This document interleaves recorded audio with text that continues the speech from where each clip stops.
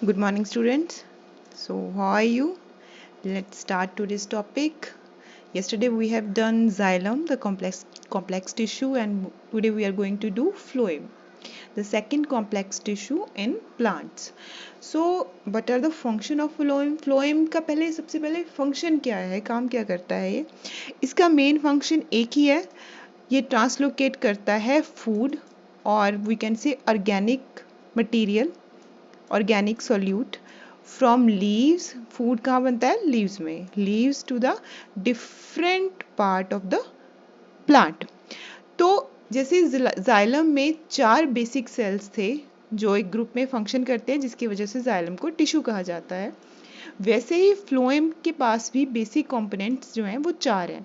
सीव tube, sieve elements, companion cells, phloem parenchyma and phloem fibers. एक fifth kind of cell जो है वो अभी रिपोर्ट हुआ है, दैट इज ट्रांसफर सेल. इन सेल्स का जैसे नाम भी बता रहा है, मेन फंक्शन इन सेल्स का यही है, ये भी ट्रांसफर करते हैं फूड मटेरियल, ऑर्गेनिक सॉल्यूट और हेल्प करते हैं इन चारों को. Got it? So one by one हम इन चारों को स्टडी करेंगे. First of all sieve elements.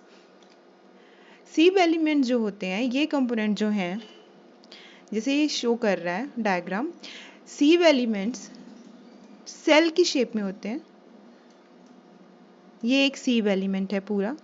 एक सीव एलिमेंट के ऊपर दूसरा सीव एलिमेंट आ जाता है, उसके ऊपर दूसरा, वन अबव द अनदर, फिर तीसरा. तो इस तरह से वो क्या फॉर्म करते हैं? सीव ट्यूब फॉर्म करते हैं.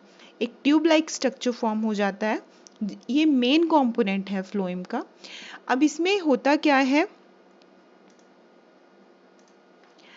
ये जो आप देख रहे हैं area, end to end area, oblique area जो है, जहाँ पे ये दोनों सीव एलिमेंट जो हैं वो ज्वाइन कर रहे हैं, इन एरियाज में कुछ पोर स्ट्रक्चर होते हैं. इस तरह के छोटे छोटे पोर होते हैं.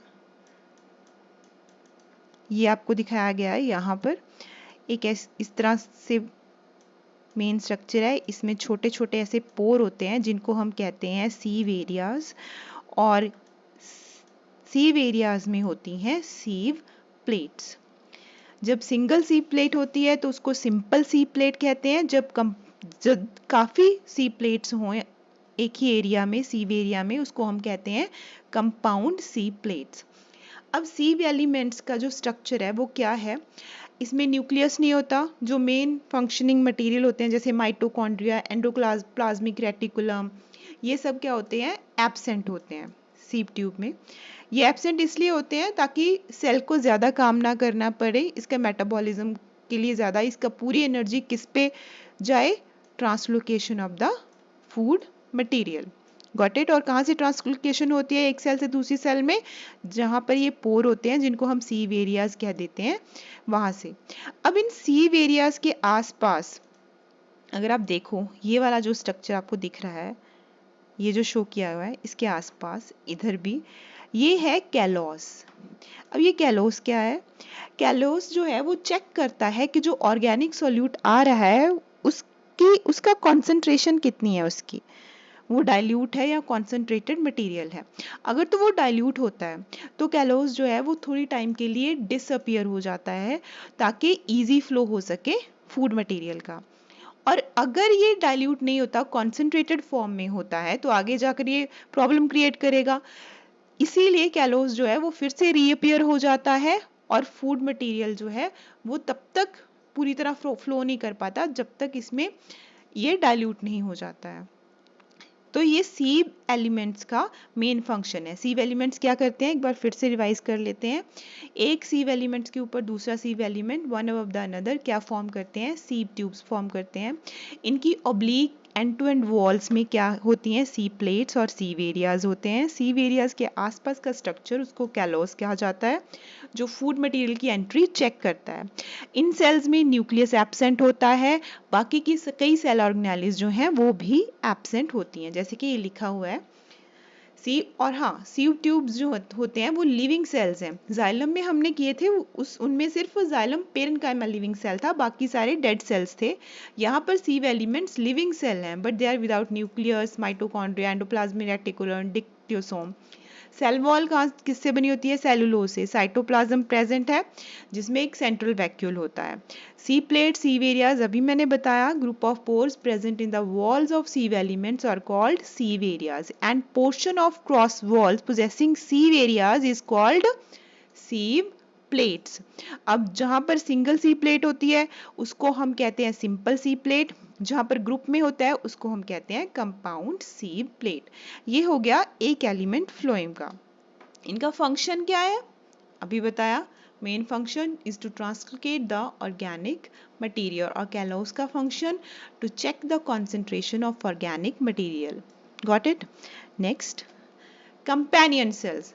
अब वही डायग्राम है, ये रही सीव ट्यूब। अब कंपेनियन सेल क्या होंगे? कंपेनियन का मतलब होता है जो साथ देते हैं।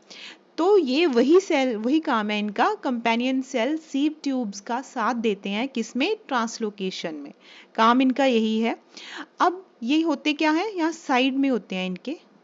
ये रहा आपका एक सीव कंपेनियन सेल और यहाँ पर प्लाज्मोडेस्माटा के जरिए ये वॉल जो हैं वो एक दूसरे से जुड़ी हुई होती हैं, मतलब जहाँ पर फ्लो होता है ऑर्गेनिक मटेरियल का, यहाँ पर इन एरियाज में ये पोर्स होते हैं और यहाँ पर प्लाज्मोडेस्माटा होता है in between the walls of sieve tubes and companion cells.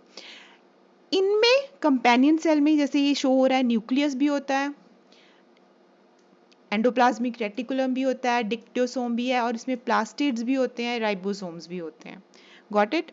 Cytoplasm compartmentalised होता है क्योंकि इसमें मेम्ब्रेन सिस्टम प्रेजेंट है। स्लाइम बॉडीज भी प्रेजेंट होती हैं। कॉमन सेल वॉल अभी मैंने बताया, इनके बीच में पिट्स होती हैं, प्लाज्मोडेस्माटा होते हैं और ये सेल्स कहाँ किससे फॉर्म होते हैं? प्रोकैम्बियम सेल्स से आगे कंपेनियन सेल बनते हैं। Got it? Next, phloem parenchyma. अब 2 minute, companion cell is also living cell, ये याद रखिएगा। Next, phloem parenchyma also living cell. Parenchymatous है, इलोंगेटेड है, राउंडेड सेल्स हैं, मतलब एंड्स राउंडेड हैं, वैसे लंबे होते हैं, एंड्स राउंडेड हैं, जैसे ये शो रहे हैं। इस साइड पे कंपेनियन सेल है सीव ट्यूब के, इस साइड पे क्या है? Phloem parenchyma. ये दोनों सेल जो हैं वो सीव ट्यूब की हेल्प करते हैं किसमें? ट्रांसलोकेशन में। इसके साथ ही फ्लोएम पेरेन्काइमा जो है उसमें स्टोर होता है reserve food material in the form of starch and fats. Got it? और ये दोनों जो हैं वो टेरिडोफाइट्स और डाइकोट एंजियोस्पर्म्स में प्रेजेंट होते हैं, जबकि मोनोकॉट्स में और कुछ डाइकोट्स में ये एब्सेंट होते हैं। Most of the dicots they have phloem parenchyma but some dicots exceptions are there, वहां पर ये क्या होते हैं? एब्सेंट होते हैं। मोनोकॉट्स में बिल्कुल एब्सेंट होते हैं।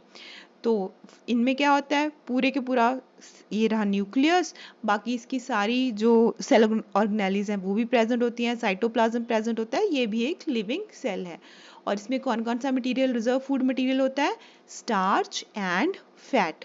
स्ट्रक्चर आपको दिख रहा है, पहले हमारे पास सिर्फ सीव ट्यूब थी, उसके बाद कंपेनियन सेल साथ में आ गए, फिर एक साइड पे क्या आ गया? Phloem parenchyma. Next, phloem fibre. Phloem fibre non living है, सिर्फ फ्लोएम फाइबर ही नॉन लिविंग सेल्स हैं फ्लोएम में। और ये क्या नॉन लिविंग सेल हैं? क्योंकि ये क्या होते हैं? लिग्निफाइड होते हैं, मतलब लिग्निन का डेपोजिशन हो जाता है इन पे, थिक वॉल्स हो जाती हैं और ये डेड हो जाते हैं। ये प्रोवाइड करते हैं mechanical support to the organ. ये क्या प्रोवाइड करते हैं? मैकेनिकल सपोर्ट प्रोवाइड करते हैं टू द ऑर्गन। इनका स्ट्रक्चर लॉन्ग होता है, इलोंगेटेड होता है, पहले भी हमने किया था। रेशे होते हैं इनके अंदर, डार्कनेस होती है, क्यों? क्योंकि थिकनिंग होती है, लिग्निफाइड होते हैं ये सेल्स। तो phloem fibres. So that's all for today. ये था हमारा फ्लोएम। अगर आपको आज का लेक्चर अच्छा लगा हो तो please like, comment, share and subscribe and do visit our website that is www.sciencematheducationplatform.in. Thank you so much for watching.